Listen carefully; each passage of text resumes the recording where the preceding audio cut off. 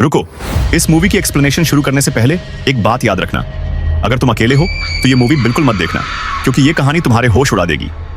एक प्रेग्नेंट औरत अपने बेडरूम में सो रही होती है जब अचानक कप का हिलना उसका ध्यान खींचता है। लेकिन बात यहीं खत्म नहीं होती।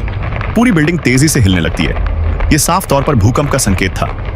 वो अपनी जान बचाने के लिए भागती है, लेकिन भीड़ और गिरते हुए पत्थर उसे रोक देते हैं और आखिर में वो बिल्डिंग के मलबे के नीचे दब जाती है। उसी वक्त उसका पति, जो काम से अभी लौटा होता है, रेस्क्यू टीम के साथ उसे ढूंढने निकलता है। आखिरकार उसे अपनी पत्नी मलबे के नीचे कमजोर हालत में मिलती है। अस्पताल में डॉक्टर कहते हैं ना पत्नी को बचाया जा सकता है, ना बच्चे को। पति दर्द में डूबा हुआ आखिरी फैसला लेता है, पत्नी को बचाने की कोशिश का।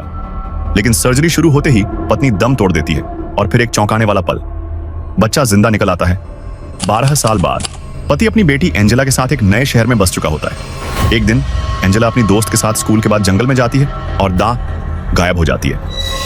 3 दिन की तलाश के बाद पुलिस आखिरकार बताती है कि बच्ची मिल गई है, लेकिन उसका चेहरा और आंखें बिल्कुल खाली हैं, जैसे 3 दिन का वक्त उसे कुछ घंटों जैसा ही लगा हो। पहली रात ही पिता को बेटी में कुछ अजीब संकेत नजर आते हैं। बिस्तर गीला कर देना, अचानक हिंसक हरकतें और फिर सफेद झाग उल्टी करना। दूसरी बच्ची में भी वही लक्षण दिखते हैं। हर हफ्ते चर्च जाते वक्त अजीब मंत्र बोलना और शरीर का टेढ़ा मेढ़ा होना। पिता समझ जाता है ये कोई मेडिकल प्रॉब्लम नहीं, सुपरनैचुरल पोजेशन है। रिसर्च करते करते वो एक मशहूर एग्जॉर्सिस्ट क्रिस तक पहुंचता है, जिसका बेटा भी पहले इसी तरह की दानवी ताकत का शिकार हुआ था।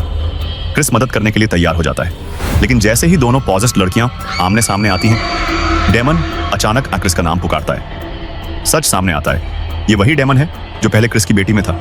अब वो वापस आ चुका है और पहले से कहीं ज्यादा ताकतवर और विद्रोही रूप में। अब लड़ाई सिर्फ पोजीशन से नहीं, बल्कि डेमन के अल्टीमेट कॉन्फ्रंटेशन से है।